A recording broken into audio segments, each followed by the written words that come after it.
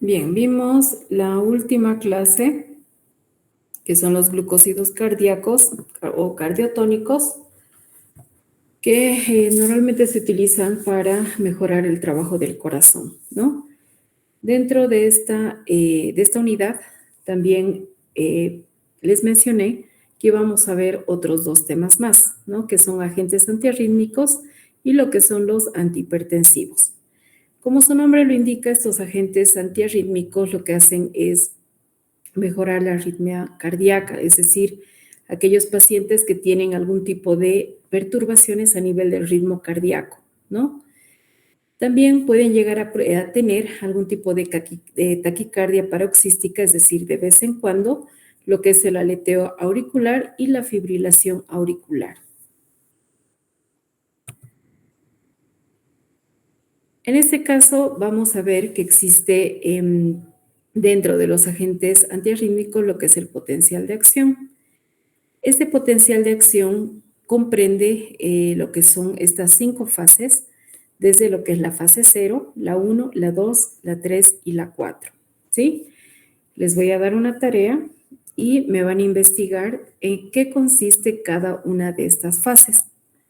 Aquellos que me digan la siguiente clase van a tener puntaje como participación. No les estoy diciendo que me lo entreguen por escrito. Aquellos que me lo digan de manera verbal, estas 5 fases van a tener puntaje como participación. ¿Está claro? Incluso aquí en esta parte les indico, ¿no? En qué consiste cada una de las fases. Pero yo lo que quiero es que ustedes investiguen. ¿Está claro, muchachos? Sí, doctora. Muy bien. Dentro de lo que son los agentes antiarrítmicos, como ustedes recordarán, hablamos de las 4 funciones del corazón. ¿Cuáles son?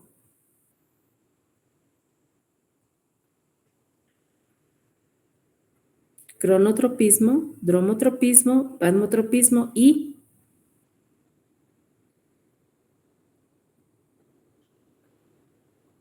falta uno.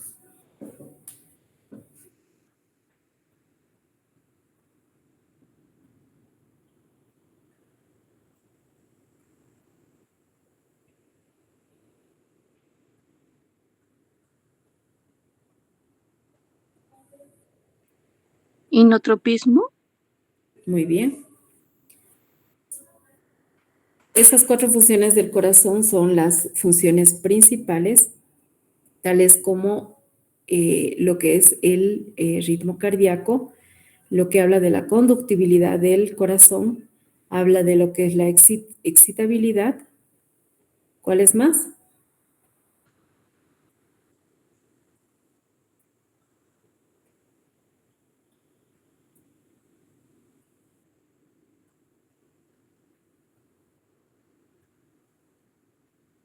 De la fuerza de contracción. Y hay una más. ¿Cuál es otra función?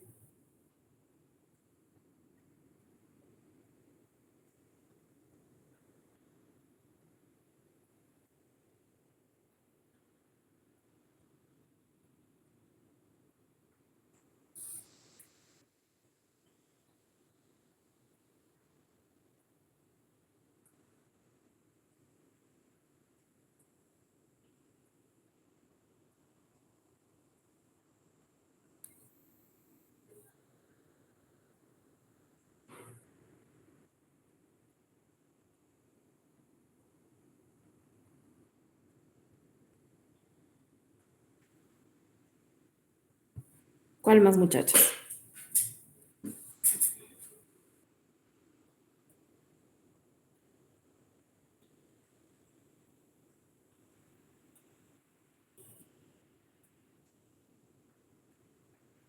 ¿Puede repetir, doctora? Disculpe.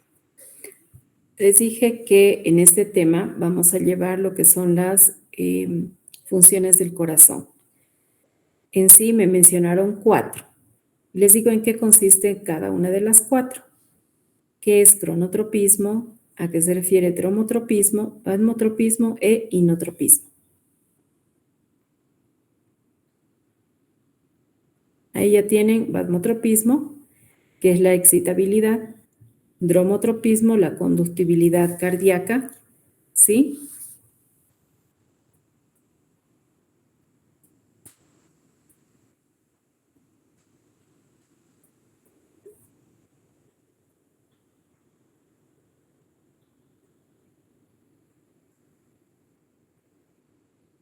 ¿Y las otras cuáles son?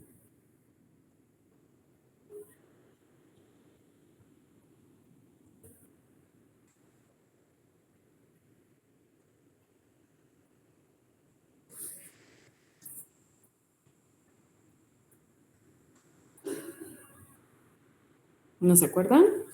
La conductibilidad, doctora. Ya, ahí está la conductibilidad.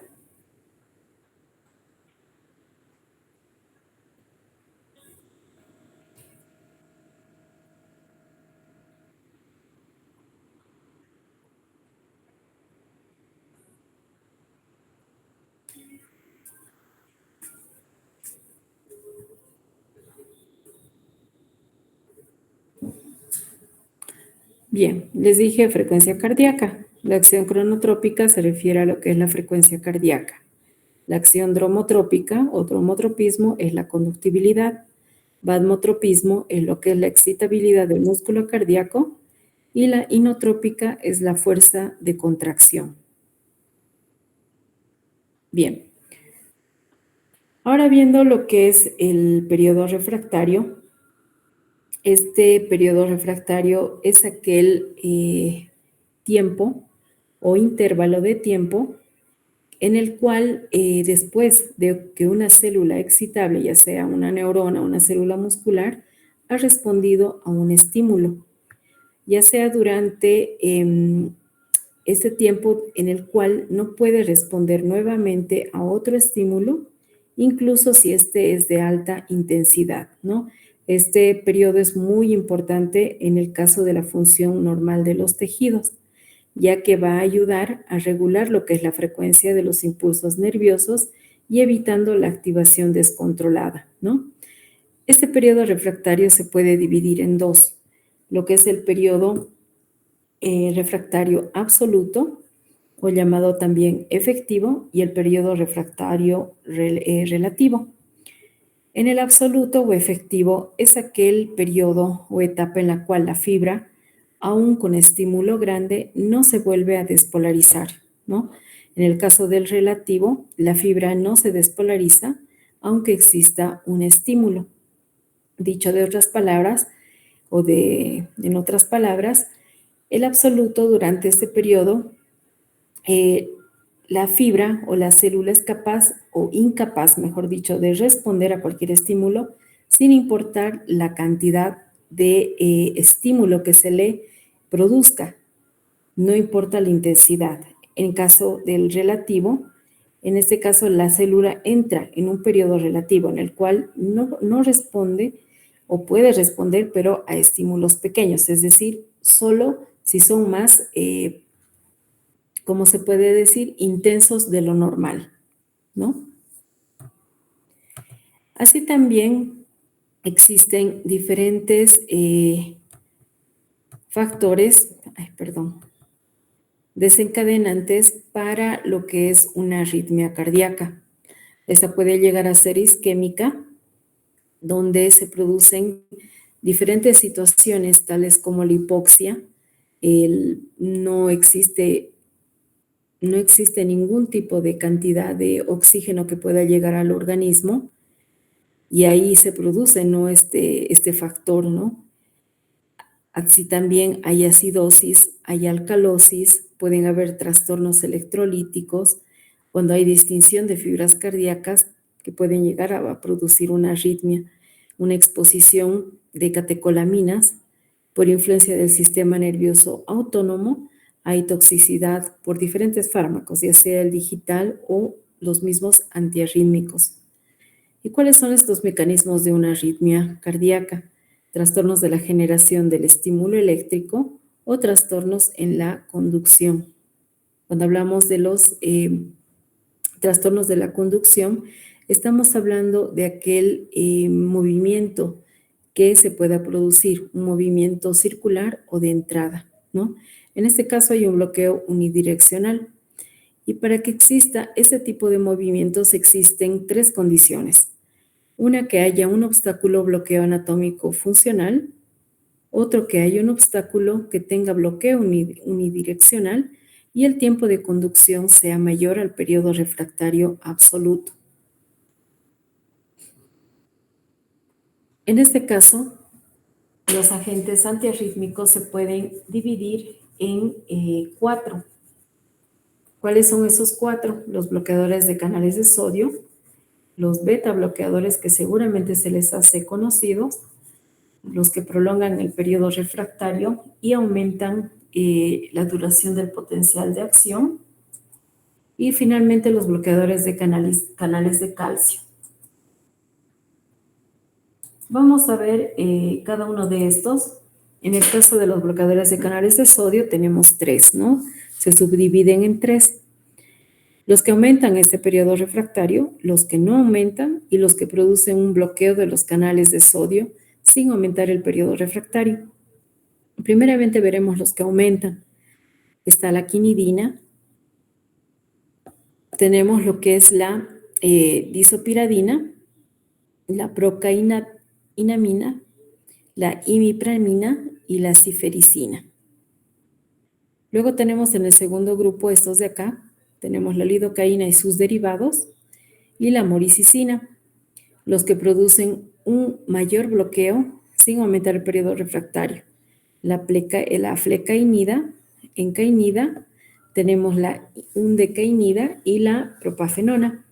Los beta bloqueadores, como ustedes bien recuerdan, también los hemos visto en aquellos que actúan a nivel del sistema nervioso autónomo.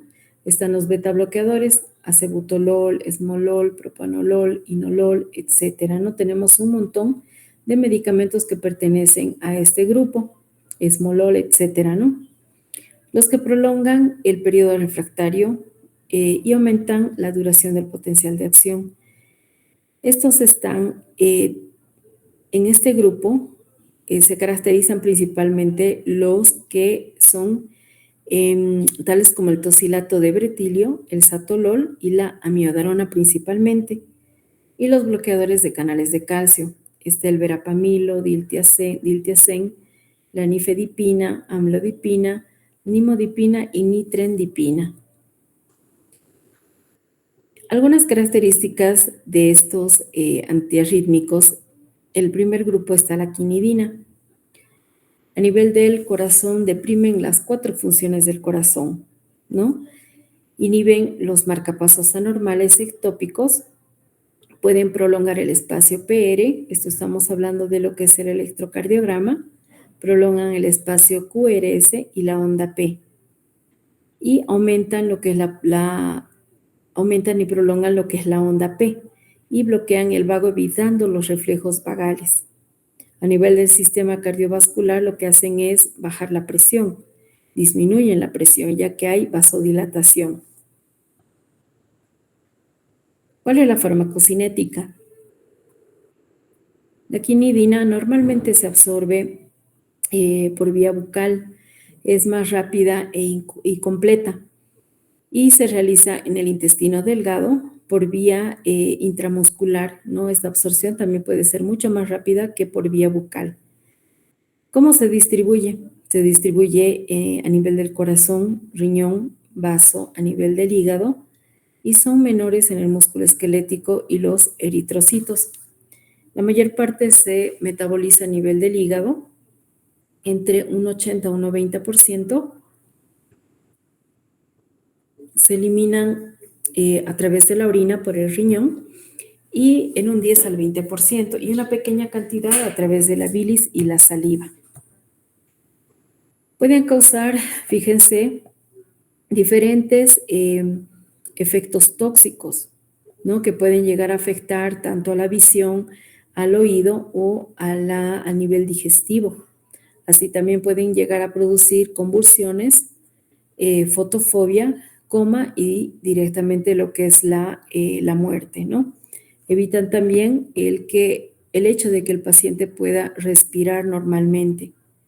Así también pueden causar diferentes tipos de arritmias, tales como la taquicardia ventricular, la fibrilación ventricular, llegan a producir paro cardíaco, bloqueo auriculoventricular, alergias, púrpura trombocitopénica, lo que son fenómenos embólicos, ¿no? Esto cuando revierte algún tipo de arritmias como la fibrilación ventricular. ¿Cuál es su contraindicación?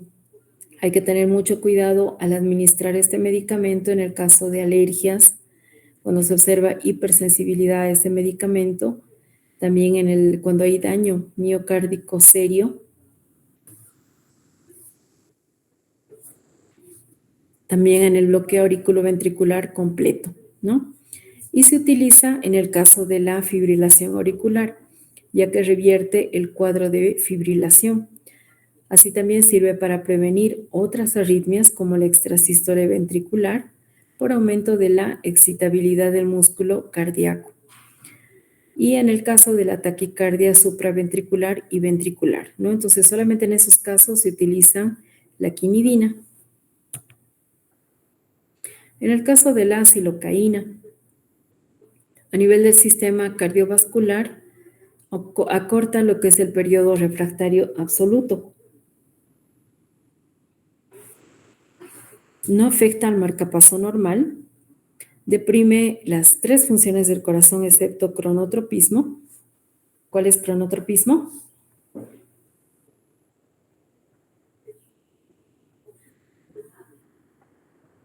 De la frecuencia cardíaca, doctora. Muy bien. ¿Cuál es tu nombre? María René Orellana. Muy bien, María.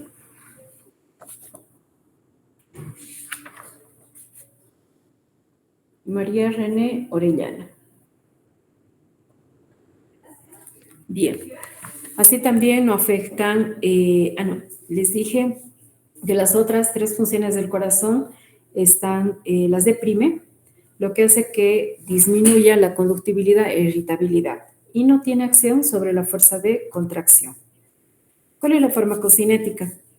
Normalmente la silocaína se la administra por vía intramuscular, ya que no tiene buen efecto por vía oral. Se distribuye por todos los tejidos, ya sea por corazón, cerebro, hígado, riñón. Se metaboliza en el hígado a nivel de los microsomas hepáticos y metabólicos y formados, ¿no? Y se eliminan a través de la orina.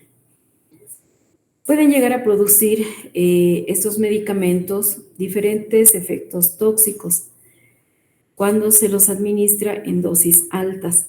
Pueden causar lesiones miocárdicas, tales como bloqueo intraventricular, bloqueo auriculoventricular parcial y completo y el paro cardíaco, ¿no? Es por eso que hay que tener mucho cuidado al administrar este medicamento. También se puede observar un descenso de la presión arterial. Está contraindicado en casos de bloqueo auriculoventricular parcial o completo. Se utiliza en el caso de arritmias ventriculares de emergencia o de urgencia. Y todo lo que aumenta, lo que sea un aumento de excitabilidad del ventrículo, es decir, cuando se observa taquicardia.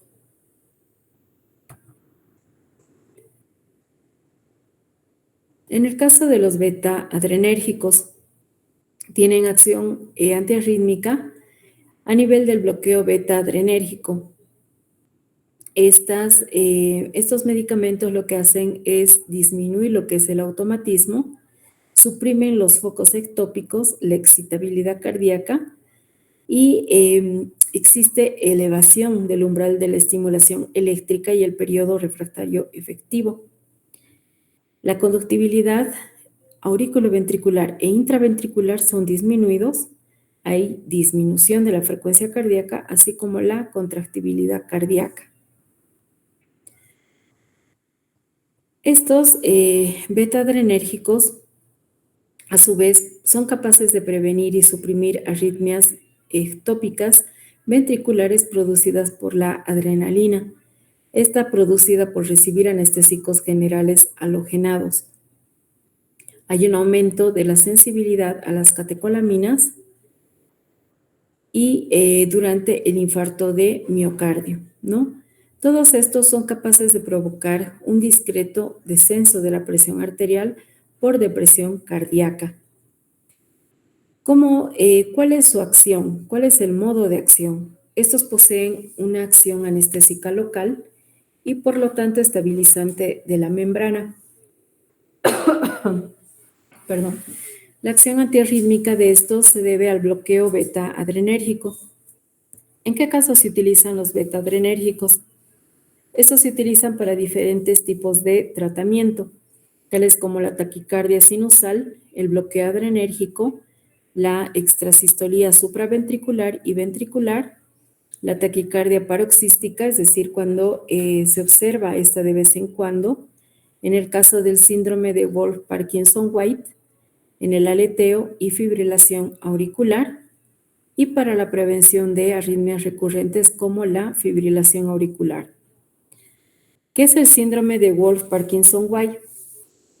¿Alguien me puede decir?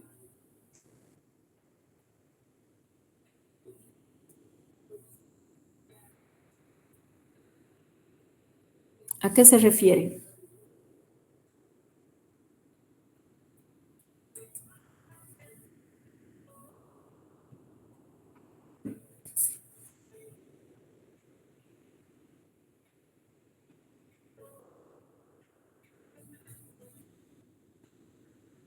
¿Lisandro?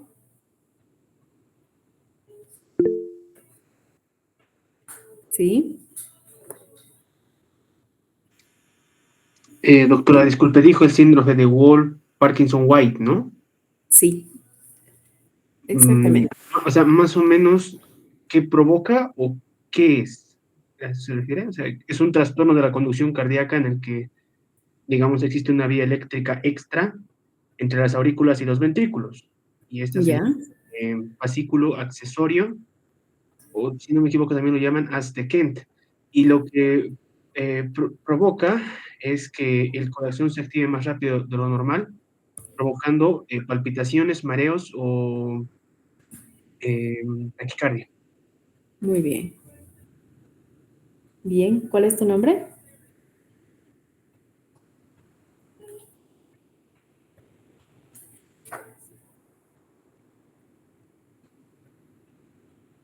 ¿Cuál es Perdón, tu nombre? Diego Andrés Terrazas Vargas. Estás en el... 410. sí.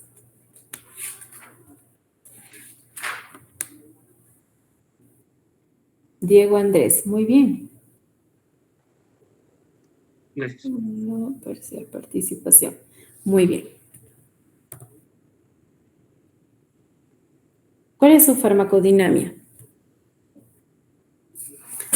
Bien, a nivel del sistema cardiovascular, la acción vasmotrópica y dromotrópica no son afectadas.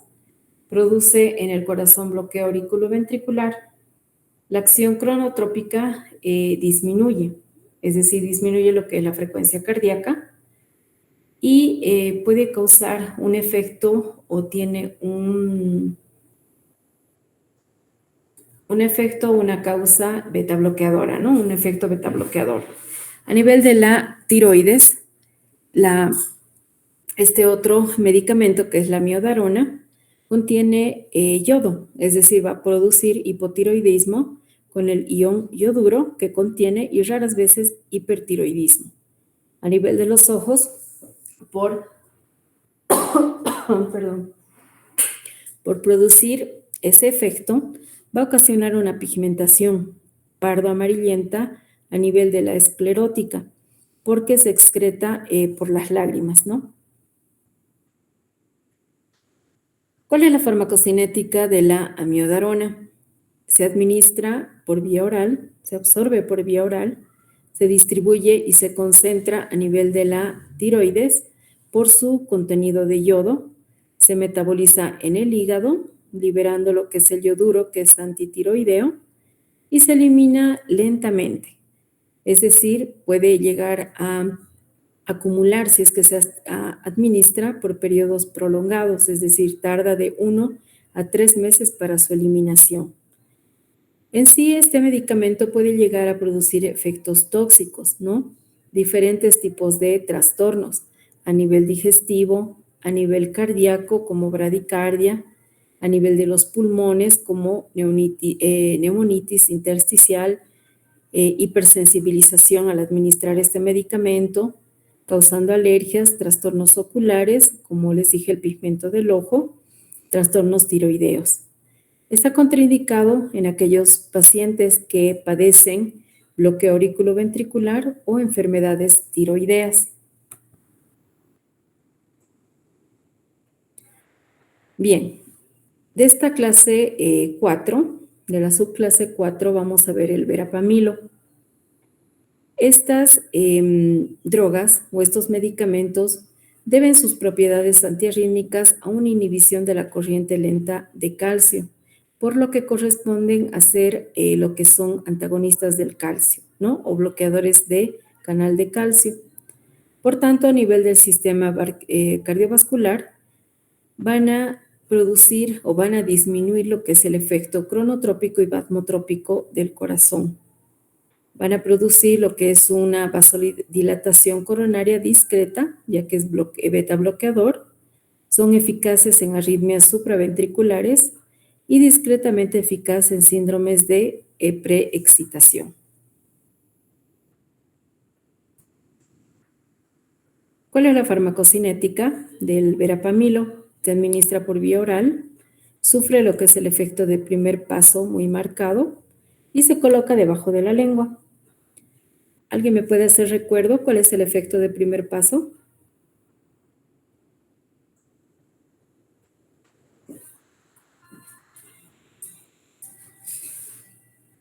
Es la pérdida de un porcentaje del principio activo, doctora, y lo que llega a estar en el torrente sanguíneo es lo biodisponible. Ya. ¿Cuál es tu nombre? María René Orellana.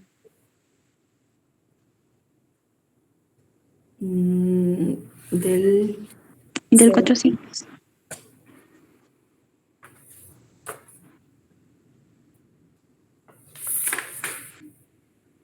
Orellana. Sí, María René.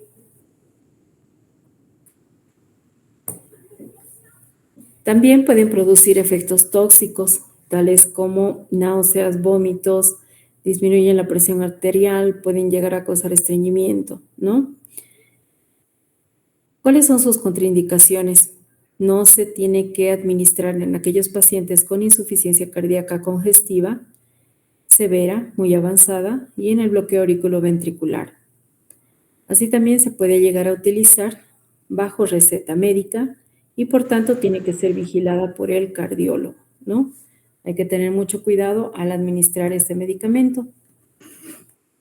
Bien, en el grupo de los antihipertensivos, como bien saben, estos se utilizan normalmente para regular lo que es la presión arterial, ya sea cuando el paciente padezca o hipertensión o hipotensión.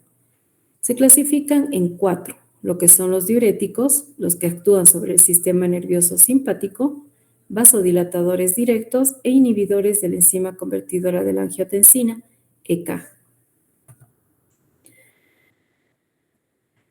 Vamos a ver la subclasificación. En el caso de los diuréticos, se subclasifican en 3, derivados de la tiazida, diuréticos de Lassa y ahorradores de potasio. En el grupo 2, que son los que actúan sobre el sistema nervioso simpático, se dividen en 5. El simpático-plégicos centrales, como la metildopa alfa o alfa-metildopa, la clonidina, guanabens y guanfacina.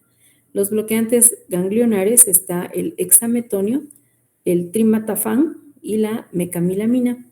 Los bloqueadores postganglionares está la guanetidina, la reserpina, guanadrel, betanidina, debrisoquin y pareilina. Los beta bloqueadores, que son los que ustedes ya conocen. A ver, ¿cuáles son?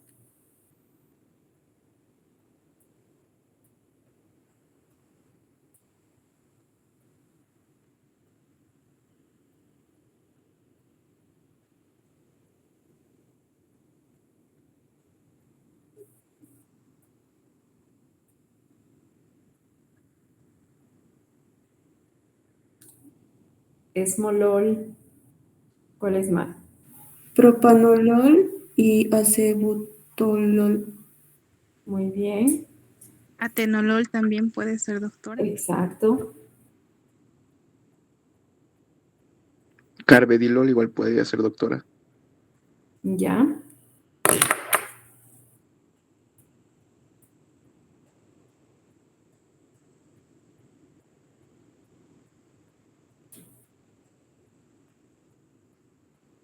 Tenemos un sinfín de medicamentos que pertenecen a este grupo. ¿Se acuerdan? Los hemos visto a nivel del sistema nervioso autónomo, ¿no? Bien, los alfa bloqueadores, ¿a cuáles tenemos?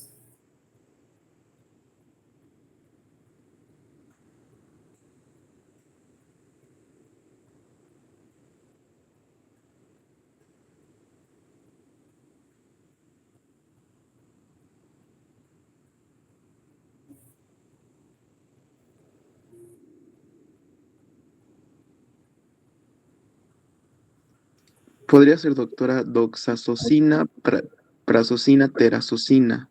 Muy bien. ¿Cuál es tu nombre? Alejandro Ayala, doctora. Alejandro. No he reconocido tu voz. Ayala. No, te veo, aquí estás. Muy bien. Doc. Bien. En el grupo 3, vasodilatadores directos, están los orales, tales como la hidralazina, minoxidil, endovenosos, el nitroprusiato de sodio y el diazóxido, beta bloqueadores de canales de calcio. Está este grupo, verapamilo, nifedipina, diltiazem, que eso también los hemos visto, ¿no? Los inhibidores de la enzima convertidora de la ECA, tales como los inhibidores de la enzima ECA, enalapril, captopril, lisinopril, ramipril, fosinopril, que seguramente ustedes han visto o conocen estos medicamentos, ya que algunos de sus familiares los consumen. Y los bloqueadores competitivos, tales como salaracin y losartán. En el caso de los diuréticos, ¿cuál es su farmacodinamia? Estos disminuyen el volumen sanguíneo, disminuyen lo que es el gasto cardíaco y la presión arterial. En el caso de la furosemida, esta se puede administrar en la insuficiencia renal, ya que produce vasodilatación renal, ¿no? Puede llegar a producir sinergismo cuando se administra con otros antihipertensivos, es decir, va a potenciar su efecto o potencia su acción. En el caso de los diuréticos, estos disminuyen el volumen sanguíneo y hace que se libere renina, angiotensina y aldosterona al liberarse estos. También retienen agua y nos sirven como hipertensivos mucho tiempo. En el caso de los derivados de las tiazidas, son vasoconstrictores de la arteria y se tiene que tener mucho cuidado al administrar en aquellos pacientes que padecen insuficiencia renal. Los diuréticos de Lassa son vasodilatadores de la arteria renal y sí se usan en insuficiencia renal. En el caso de los ahorradores de potasio, son los que eliminan potasio, ¿no? Están contraindicados cuando un paciente sufre insuficiencia renal y pueden llegar a producir diferentes tipos de efectos tóxicos, tales como alteraciones electrolíticas en aquellos enfermos renales, excepto en los diuréticos del ASA. En el segundo grupo, que son los que actúan sobre el sistema nervioso simpático, tenemos 5 simpático-plégicos centrales, los bloqueantes ganglionares, los bloqueadores postganglionares, los beta bloqueadores y alfa bloqueadores. Los simpático-plégicos centrales, tales como la clonidina. ¿Cuál es su farmacodinamia? La clonidina puede disminuir lo que es la frecuencia cardíaca, produce vasodilatación arterial, hipotensión ortostática, así también somnolencia, cansancio, sequedad de la boca. Tienen por eso 2 tipos de efectos o 2 tipos de acción, la acción central y la acción periférica. En la acción central lo hace por estimulación del vago y en la acción periférica por disminución de la liberación de noradrenalina en las terminaciones simpáticas. Atraviesa la barrera hematoencefálica, se elimina 2/3 partes de orina y 1/3 parte a través de las heces. Pueden llegar a producir diferentes tipos de efectos tóxicos donde pueden llegar a producir, como les digo, falencias o daño a nivel del estómago. Pueden afectar la coordinación de una persona, pueden aumentar lo que es la actividad onírica, causan sedación, somnolencia, es decir, cansancio en general, ¿no? Pueden aumentar la presión arterial y pueden llegar a producir, como les dije, algunos efectos o daño a nivel digestivo. Pueden producir estreñimiento y náuseas. ¿Cuáles son sus interacciones? La clonidina puede producir antagonismo con el levodopa en el Parkinson. Antagonismo, es decir, puede llegar a producir un efecto contrario, ¿no? En lugar de producir o potenciar su acción, va a producir un efecto contrario. Bien. En cambio, con el nitroprusiato de sodio va a producir lo contrario, ¿no? Un sinergismo que va a potenciar la acción de con otros antihipertensivos, ¿no? Tales como el nitroprusiato de sodio. Bien, efectos tóxicos de la metildopa. La alfa-metildopa produce, como pueden ver, diferentes efectos tóxicos e incluso pueden llegar a producir algunas alteraciones a nivel de las transaminasas a través de la fosfatasa alcalina o también aumento de otro tipo de enzimas hepáticas, ¿no? Puede llegar a producir erupción cutánea, anemia hemolítica, dolor de cabeza, náuseas, vómitos, sequedad de la boca, hay eyaculación defectuosa, impotencia, galactorrea en mujeres no puérperas y ginecomastia masculina. ¿Cuál es su mecanismo de acción? Aumenta el flujo renal, disminuye la resistencia periférica por dilatación arteriolar, sensibiliza al organismo para las catecolaminas, para la adrenalina y la noradrenalina, y deprime lo que es el centro vasomotor. Puede llegar a aumentar la producción de catecolaminas y produce vasodilatación directa periférica. Está contraindicado en aquellos pacientes que sufren insuficiencia coronaria o cerebral para no provocar un descenso tensional excesivo. Así también en aquellos que padecen feocromocitoma, que es un tumor a nivel de la glándula suprarrenal, ¿no? ¿Por qué se produce el feocromocitoma? ¿Alguien me puede indicar?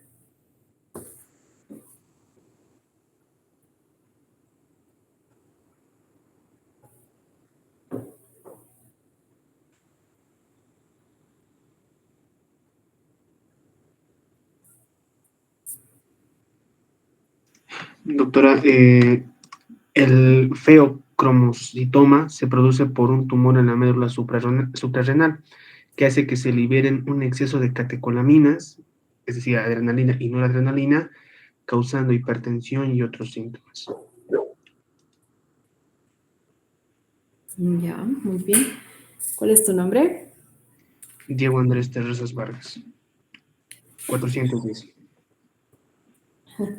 Creo que solo 3, 4 personas están participando, los demás no. ¿Qué pasó? Bien, Andrés.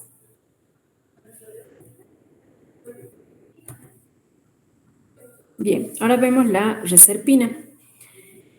Esta reserpina se clasifica en 3 grupos, es decir, va a presentar 3 subgrupos, tales como el grupo de la serpentina, la agmalina y la reserpina propiamente dicha. A nivel del sistema nervioso central, disminuye su actividad, puede ser tranquilizante semejante a las fenotiacinas y hay una dependencia con tendencia suicida. Puede ocasionar parkinsonismo. A nivel del sistema nervioso autónomo, puede causar disminución de la temperatura, salivación, ptosis palpebral, que es una caída de párpados superiores, y miosis, ¿no? Cuando hay contracción de la pupila del ojo. A nivel del sistema endocrino, hay un bloqueo en la secreción de las gonadotropinas, por tanto se produce amenorrea en mujeres e impotencia en los hombres. A nivel del sistema gastrointestinal aumenta la secreción gástrica de ácido por efecto vagal. ¿Cuál es su mecanismo de acción? Puede ser por bloqueo simpático periférico o depresión al centro vasomotor. En este caso vamos a hablar de lo que son los depósitos de la adrenalina o PULS, que son de 3 tipos. El pool móvil 1, citoplasmático activo, el pool móvil 2, que es intragranular activo o acúmulo en gránulos activos, y el pool de reserva intragranular inactivo por combinación de la noradrenalina con adenosín trifosfato o ATP y cromogranina A, o acúmulo de reserva en gránulos inactivos. Y por tanto liberan solamente la noradrenalina al principio.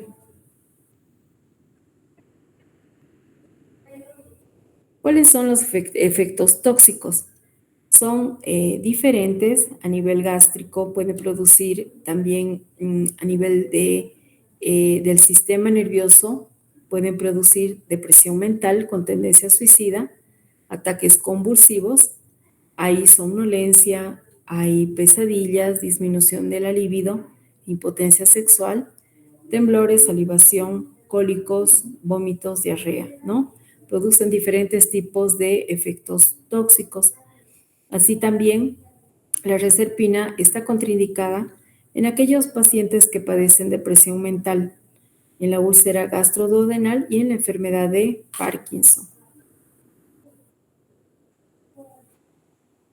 Bien, este otro grupo, que es la guanetidina, debrisoquin y betanidina, a nivel del sistema cardiovascular disminuyen la frecuencia cardíaca, disminuyen el gasto cardíaco, lo que es la resistencia periférica total, disminuyen los vasos de capacitancia, es decir, que son aquellas venas que almacenan gran cantidad de sangre, son las venas grandes, disminución del flujo renal con aumento de la secreción de serina, es decir, hay una inhibición de la enzima convertidora.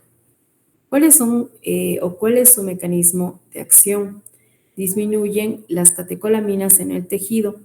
Hay bloqueo de liberación de noradrenalina en las terminaciones simpáticas postganglionares y disminución de las catecolaminas circulantes. Otras acciones pueden llegar a producir diarrea, eyaculación retrógrada y retención hidrosalina, es decir, de sal y agua.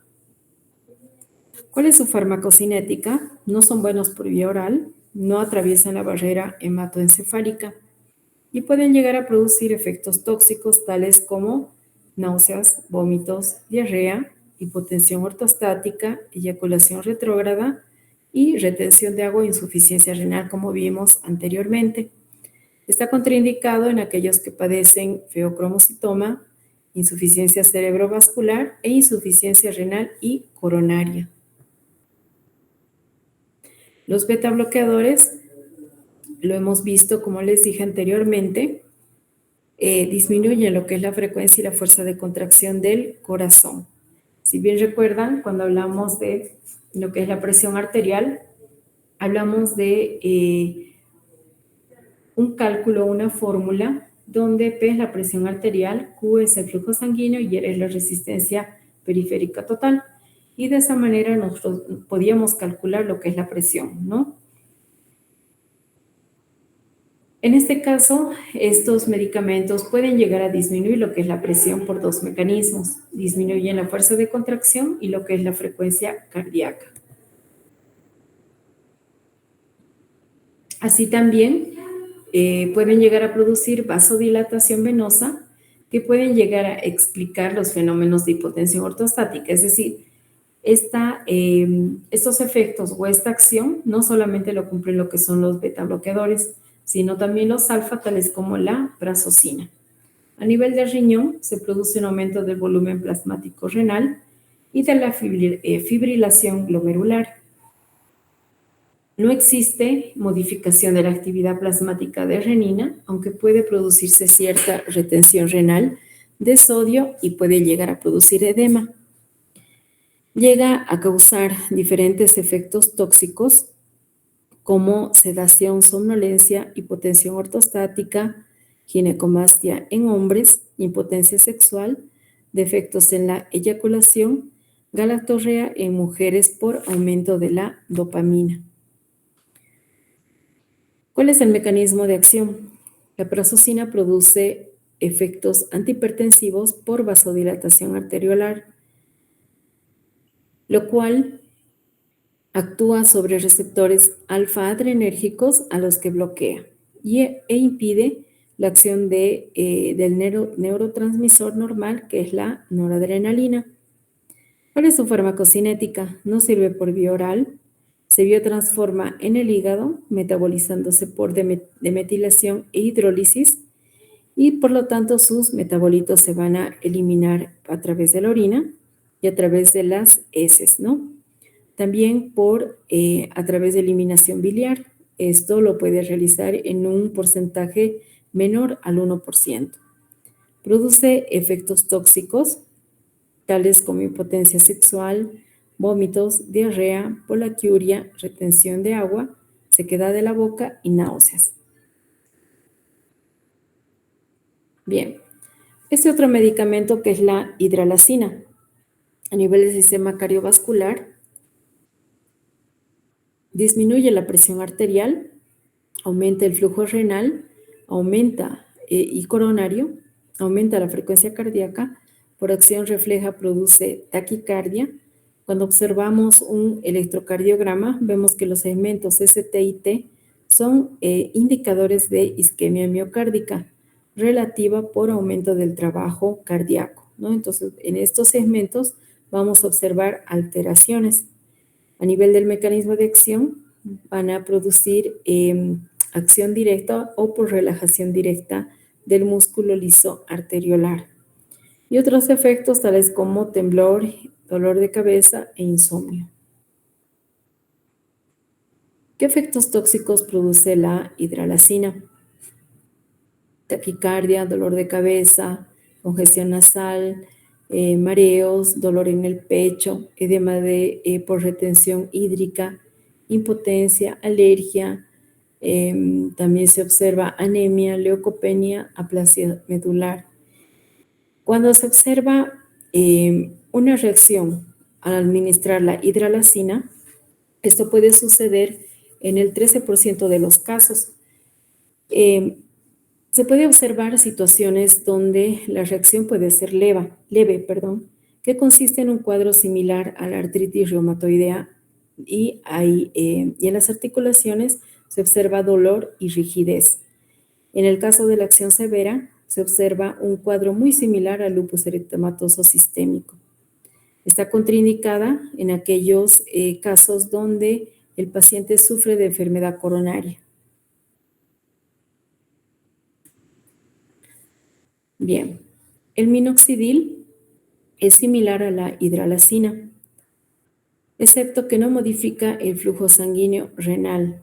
Tiene efectos tóxicos tales como la hipertricosis, que se utiliza para calvos, alergias, edema, retención hídrica, infarto agudo del miocardio, derrame pericárdico, aumento de la presión pulmonar.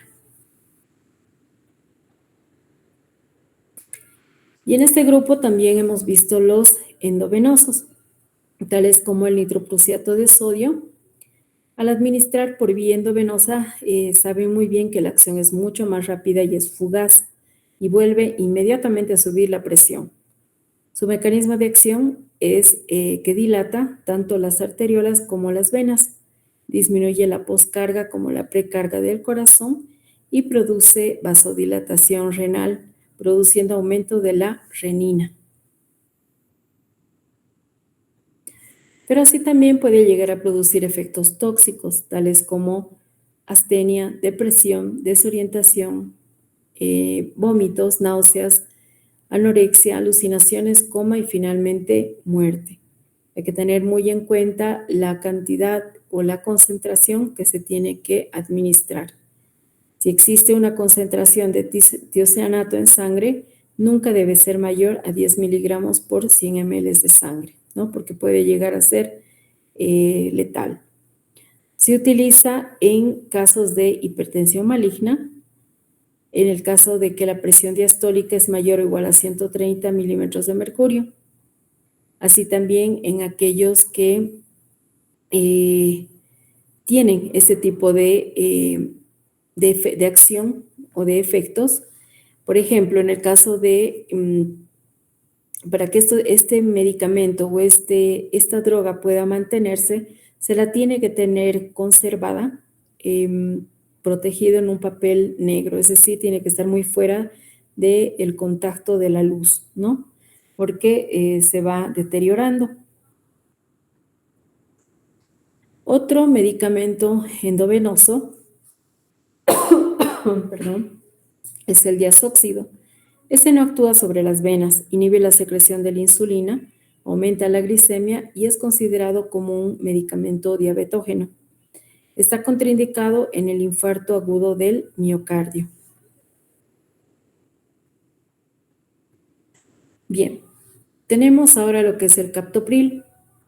Este es un medicamento mucho más activo. A nivel del sistema cardiovascular, lo que hace es disminuir la presión arterial en pacientes hipertensos. Tiene como mecanismo de acción inhibir o inhibición competitiva de la enzima convertidora de la angiotensina y liberación de la renina, es decir, actúa sobre angiotensinógeno transformando lo que es la angiotensina 1 en angiotensina 2. ¿Cuál es el efecto tóxico? Normalmente el captopril lo que hace es producir insuficiencia renal. También puede causar pérdida del gusto, es poco tóxico, pero puede llegar a producir proteinuria, neutropenia cuando se observa a nivel del extendido sanguíneo, es decir, en la sangre, se observan neutrófilos en mayor cantidad y luego estos van bajando, ¿no? Por eso existe una neutropenia y posteriormente una agranulocitosis. También se observa erupciones cutáneas y artralgias. Bien.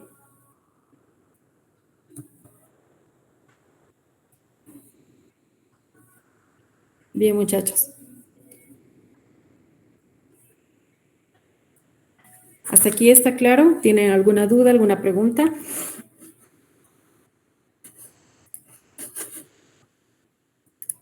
Este tema es más complementarios a lo que es parte de farmacología cardíaca, ¿no? Espérenme un ratito.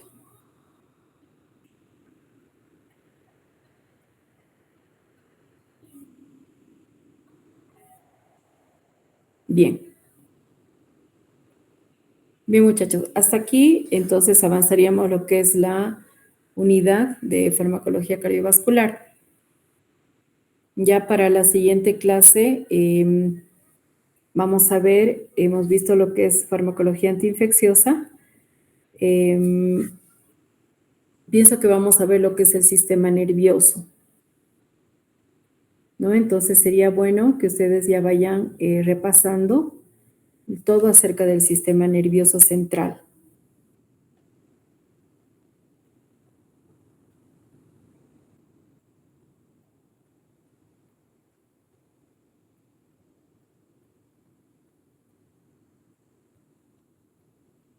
Bien, a modo de informarles, muchachos, hasta la siguiente semana yo ya voy a tener las notas y vamos a fijar una fecha para que ustedes puedan revisar. ¿Ya? Así que no se preocupen. En sí no estuve con mucho tiempo, pero ya para la siguiente semana, como les digo, voy a tener las notas.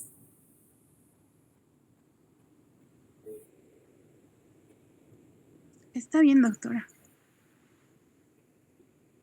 Bien, bien, muchachos, no hay dudas, no hay preguntas. Si no hay, quedaríamos acá.